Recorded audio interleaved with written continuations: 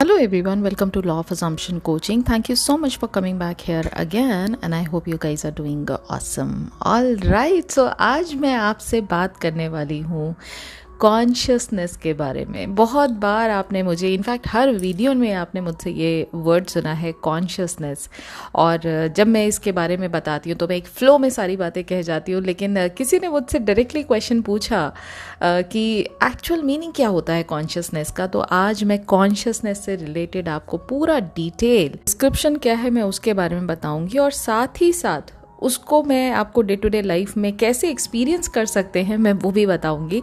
तो without any further do let's start today's video. Basically consciousness क्या है, अगर if someone ask you what is consciousness, ये आपका एक वो पार्ट है जो अवेक है, ठीक है, जो अवेक है, जो अवेयर है हर चीज़ के बारे में।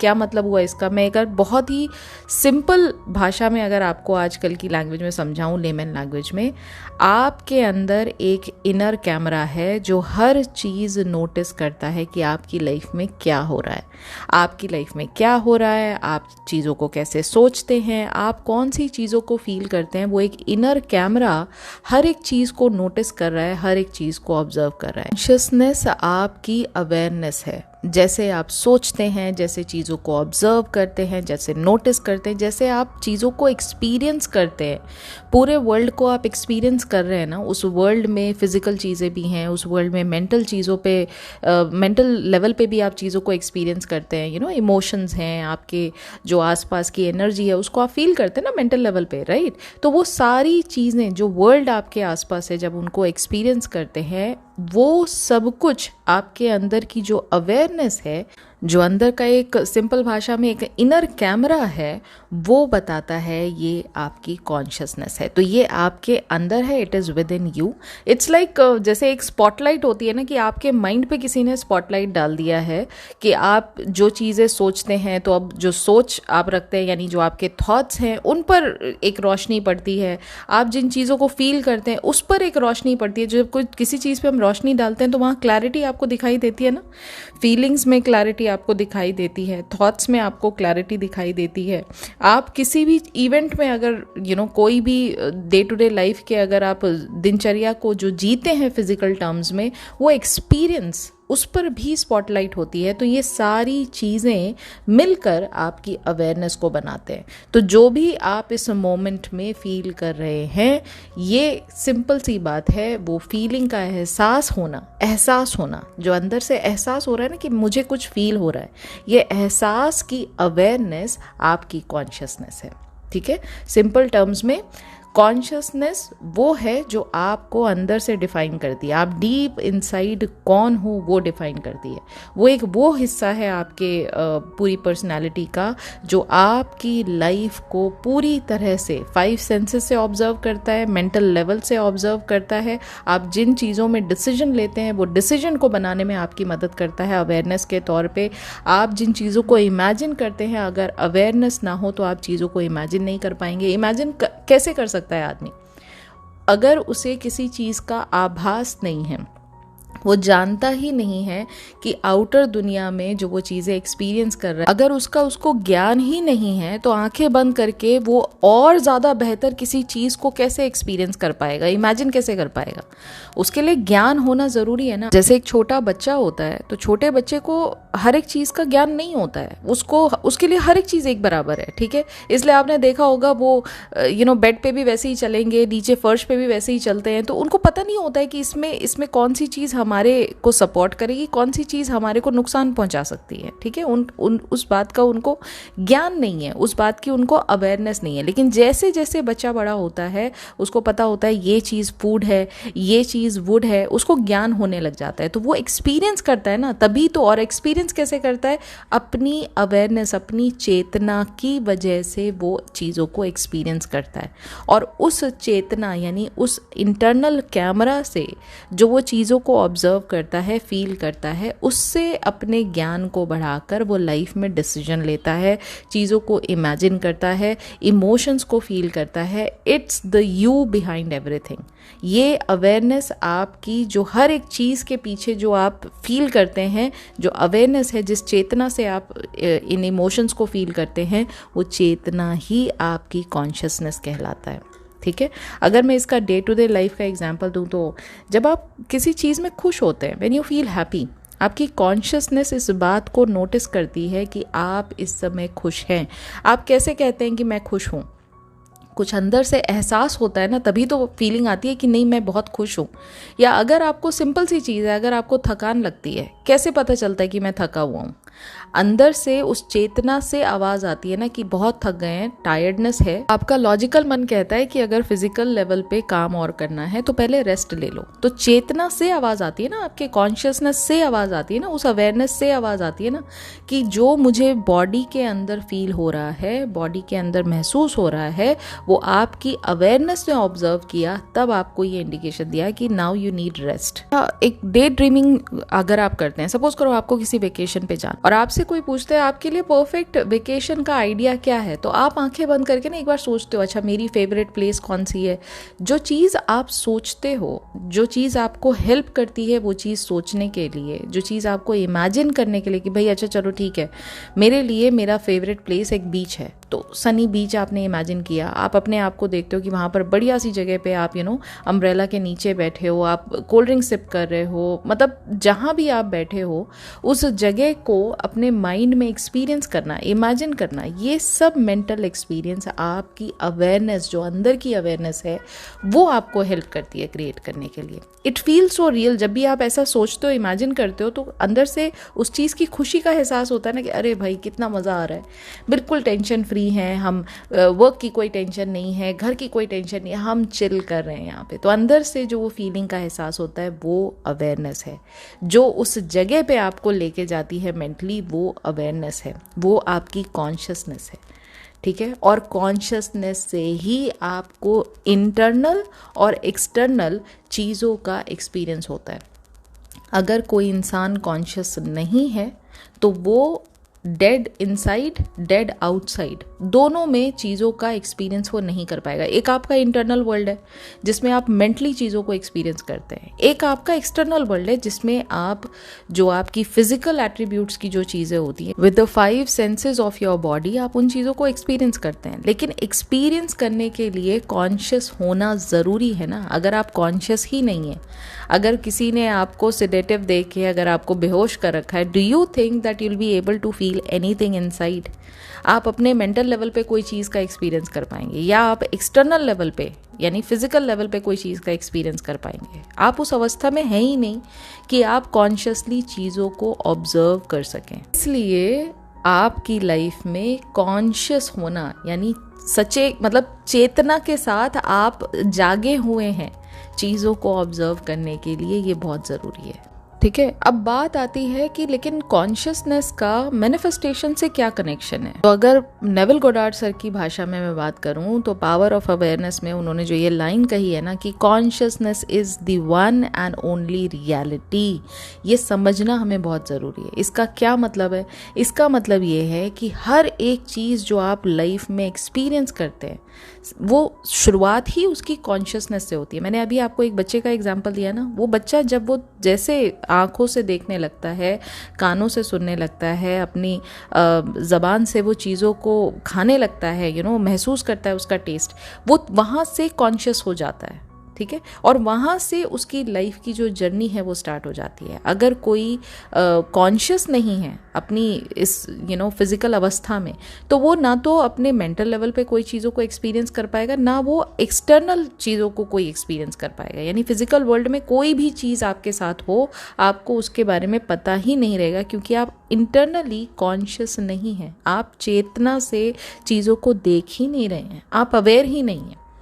ठीक है, तो आपका जो वर्ल्ड है, जो नेविल गोडार्ड सर यहाँ कहते हैं कि हर एक चीज़ आपकी कॉन्शियसनेस से स्टार्ट होती है, और आपका जो वर्ल्ड है, जो 3D वर्ल्ड है, वो भी शेप किससे होता है? जिस चीज़ को आप सोचते हैं उसके द्वारा वो शेप किया जाता है।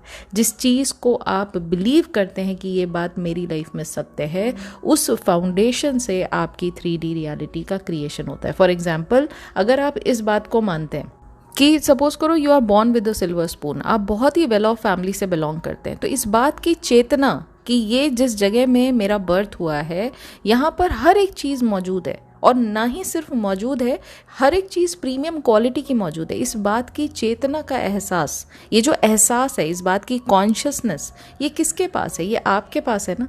और जब आप इस चीज़ को कॉन्शियसली होके, मतलब अवेयर होके इस चीज़ को मानते हैं, तो आपका आउटर वर्ल्ड भी आपको किस तरह से ट्रीट करता है? वो आपको, एक बहुत ही वेल ऑफ फैमिली से बिलोंग करता है वो बंदा, आपके बारे में ये सोच रखता है ना वो, क्योंकि आप खुद इस चीज़ को क्रिएट कर रहे हैं अपने माइंड से 3D वर्ल्ड में। तो जो चीज़ पहले आपने अपने मन में बिलीव किया कि ये सत्य है, मेरे हिसाब से ये सत्य है, मैं इस चीज़ में बिलीव करता हूँ, उससे ही आपके आउटर वर्ल्ड का रिफ्लेक्शन आपको 3D वर्ल्ड में दिखाई देता है। अब रिफ्लेक्शन के तौर पे भाई, अगर आप वेल्दी हैं तो आप किन से मिलेंगे? आप बड़े बड़े लोगों से मिलेंगे, आपके फैमिली का सर्कल वैसा होगा, आप एक अच्छे खासे, जहाँ पर हर एक चीज़ बड़ी वेल्दी दिखाई दे रही है, उस जगह आप शॉपिंग करेंगे। तो हर एक चीज़ का जो क्रिएशन आपकी 3D वर्ल्ड में हो रहा है वो आपकी सोच से ही तो हो रहा है। आपने पहले इस चीज़ को माना, तभी तो वो 3D वर्ल्ड में रिफ्लेक्ट बैक हो रहा है। तो ये चीज़ आपको समझना बहुत ज़रूरी है कि कॉन्शियसनेस से ही आपकी रियलिटी का क्रिएशन होता है। एक दूसरा एग्जांपल दे देती हूँ। अगर आप कॉन्स्टेंटली, एक वो लकी सिंड्रोम करके एक पीछे आया था, बहुत ट्रेंड में चला, लकी गर्ल सिंड्रोम करके चला था। अगर आप खुद को लकी मानते हैं, कुछ घरों में आपने देखा होगा, एक छोटा बच्चा जब जन्म लेता है तो उसके पेरेंट्स ना बहुत ज़्यादा उसको ये बात बोलते हैं कि अरे ये तो जब से हुआ है ना, इसका जब से बर्थ हुआ है हमारे घर में, तब से हमारे घर में दिन दुनी रात चौगनी तरक्की होती चली गई। और वो बात उसके बच्चे के मन में ऐसी बैठ जाती है कि मैं बहुत लकी हूँ, अपने घर के लिए मैं बहुत लकी हूँ। अब इस सोच से जब वो बाहर निकलता है ना 3D वर्ल्ड में, तो दुनिया के हर एक चीज़ों को वो उसी निगाह से देखता है that I am a lucky person. और उसकी लाइफ में 3D में भी जो चीज़ें हो रही होती हैं वो उसको कहीं ना कहीं, मतलब ये बात कंफर्म करती हैं कि हाँ, yes you are lucky. I am quoting this example because मेरी एक जानकार थी, मेरी एक नोन पर्सन थी, when I was not in India, मैं बाहर रहती थी जब, तो वहाँ पर वो पर्सन, वो जब भी बात करती थी वो यही कहती थी, नहीं नहीं इसमें कोई बहुत बड़ी चीज़ नहीं, अरे आई एम वेरी लकी, मुझे पता है ये काम हो जाएगा। वो बोलती ही इसी तरह से थी। और वहाँ पर जैसे होता है ना कि कोई लकी ड्रॉ निकल रहा है, आज तक कोई ऐसा लकी ड्रॉ था नहीं जहाँ उन्होंने पार्ट ना लिया हो, और ऐसा होता ही नहीं था कि वो उनको कोई रिवॉर्ड वहाँ से ना मिला हो। She has one so many trips, she has got, वो गोल्ड के कॉइन्स होते हैं वो उनको कितनी बार मिले, क्योंकि उनकी सोच ही ऐसी थी। शी वॉज वेरी, मतलब बिल्कुल हेजिडेंट ना होके वो बिल्कुल बेफिक्र होके ये बात बोलती थी। और उनको पता होता था, जैसे भरा है ना कि हाँ ये फॉर्म भरा है इसमें लकी ड्रॉ में, वो पता होता था कि कुछ ना कुछ तो आएगा ही आएगा। एंड व्हेन शी सीज कि नहीं मेरा फर्स्ट प्राइज लिखा है, तो लिटरली उनको फर्स्ट या सेकंड प्राइज मिलता ही मिलता था। That was the magic of her mindset. और तब तो मैं इन चीज़ों को जानती नहीं थी इतना डेप्थ में, लेकिन हम बड़े, मतलब जितने भी बाकी लोग थे बड़े ही हैरान होते थे, बहुत ही ऐसे वंडरमेंट में रहते थे कि कैसे इनके साथ जब जाते हैं कहीं पर तो वहाँ टेबल नहीं मिल रहा है, ऑलरेडी प्री बुक है, वो वहाँ पहुंची, वहाँ पता नहीं कहाँ से उनका हिसाब किताब बन जाता था कि भाई वो टेबल रिजर्व जो हो रखी होती थी वो मिल जाता था उनको टेबल बैठने के लिए। और कहीं मूवी टिकट सोल्ड आउट है तो मूवी टिकट मिल जाती थी। मतलब she always had her ways, she always get everything, she use to get everything whatever she has decided कि ये तो मुझे मिलना ही मिलना है, मुझे पता है। एंड जहाँ पर बात लिटरली लक की आती है कि लाखों लोगों ने फॉर्म भरा है, वहाँ पर भी उनका नंबर आ जाता था, विच वॉज बहुत बड़ी बात लगती थी हमें। But now I have understood, अब तो बहुत मैं डीप में इन चीज़ों को समझ चुकी हूँ कि माइंडसेट से, आपकी थिंकिंग से, आपके बिलीव सिस्टम से ही आपकी 3D रियलिटी का क्रिएशन होता है। लेकिन वो बिलीव सिस्टम में पहले आपको अपने थॉट्स के बारे में कॉन्शियस होना पड़ेगा, पहले आपको अपने खुद के बारे में कॉन्शियस होना पड़ेगा। तो आप जिस चीज़ के बारे में खुद को लेकर अवेयर हैं, उससे ही आपकी 3D रियलिटी का क्रिएशन होता है। ओके, और नेविल सर ने जो सिंपल ये आइडिया ऑफ कॉन्शियसनेस के बारे में जो सिखाया है, वो ये सिखाया है कि कॉन्शियसनेस ही हर एक कॉज को आपकी लाइफ में डिफाइन करती है। यानी जो भी लाइफ में आप इस समय देख रहे हैं, महसूस कर रहे हैं, आपको 3D वर्ल्ड में आज की डेट में जो दिखाई दे रहा है, उसका कारण आपकी खुद की कॉन्शियसनेस है।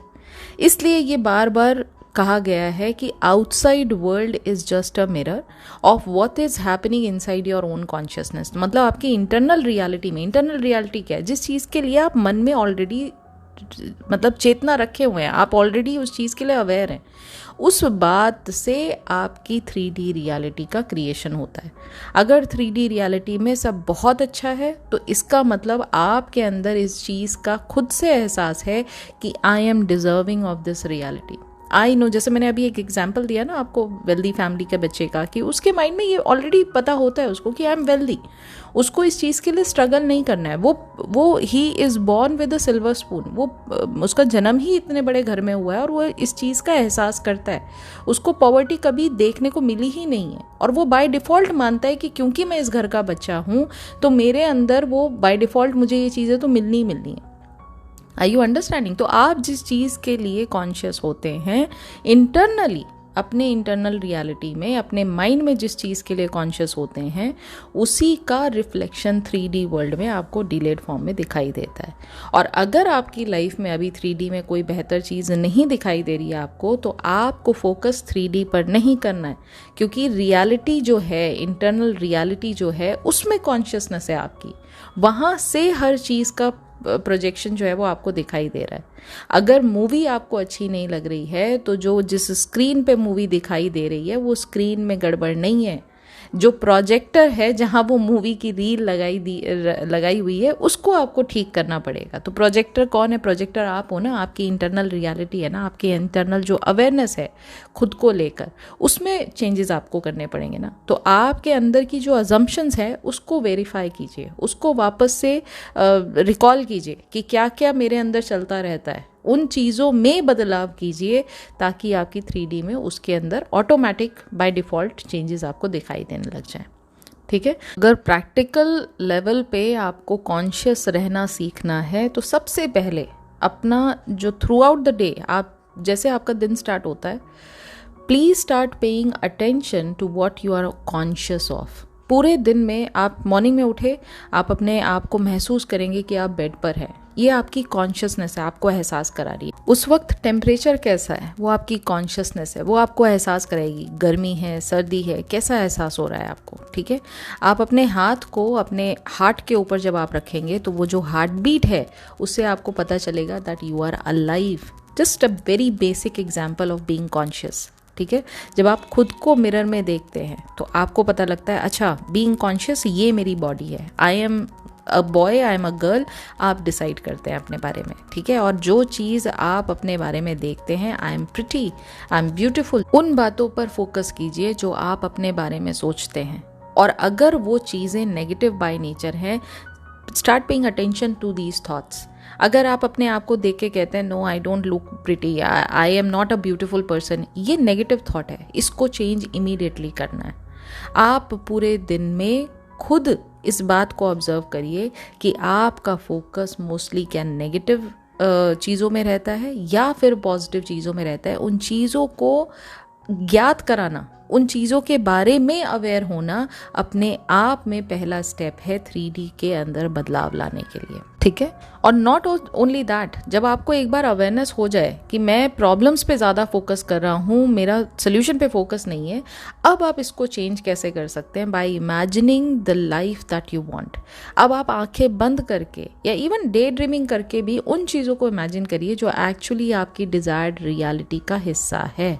तो उसको इमेजिन करने के लिए भी आपको अवेयर होना पड़ेगा ना कि आपको एक्चुअली चाहिए क्या। आपको अवेयर होना पड़ेगा कि आप जिस करंट रियलिटी में राइट नाउ अपने आप को बैठाकर हर चीज़ को देख रहे हैं, एक्सपीरियंस कर रहे हैं, उसमें आपको क्या पसंद आ रहा है और क्या नहीं पसंद आ रहा है। अवेयर कराना ज़रूरी है। और जब आपकी अवेयरनेस शिफ्ट होती है, जहाँ आप हो वहाँ से जहाँ आप जाना चाहते हो वहाँ पर, यहीं से आपके अंदर का जो डिज़ायर्ड वर्जन ऑफ यू है उसमें बदलाव आना चालू हो जाता है। जो आप चाहते हैं, जो भी आप डिज़ायर करते हैं, उस डिज़ायर के बारे में कॉन्शियस होके अब उसके बारे में आप सोचते हैं, डिज़ायर्ड रियलिटी को क्रिएट करते हैं अपने माइंड में, और उस रियलिटी से आपकी 3D रियलिटी का क्रिएशन होता है। और ये जो एहसास है ना डिज़ायर्ड रियलिटी का, इसी को कहा गया है नेविल गोडार्ड सर की भाषा में assume the feeling of the wish fulfilled. जब आप चीज़ों का एहसास करते हैं कि ये डिज़ायर और ये मेरी पूरी हो चुकी है, ये अजम्पशन अपने आप में आपकी 3D रियलिटी का क्रिएशन कराती है। तो ये अजम्पशन कब लेंगे आप अपने माइंड में? जब आप डिज़ायर्ड रियलिटी के लिए कॉन्शियस होंगे, जब अपनी डिज़ायर के लिए आप कॉन्शियस रहेंगे, जब आप कौन है इस चीज़ के लिए आप कॉन्शियस रहेंगे, जब आपकी 3D में क्या गलत चल रहा है उस बात के लिए आप कॉन्शियस रहेंगे। इसलिए कहा गया है consciousness is the one and only reality. इस कॉन्शियसनेस से आप हर एक चीज़ जो चाहते हैं उसका क्रिएशन कर सकते हैं, उसका एहसास कर सकते हैं, उसको इमेजिन कर सकते हैं। That's how powerful this consciousness is. Okay, so ये था आज का टॉपिक। आई होप कॉन्शियसनेस से रिलेटेड अब आपके सारे डाउट्स ख़त्म हो गए होंगे।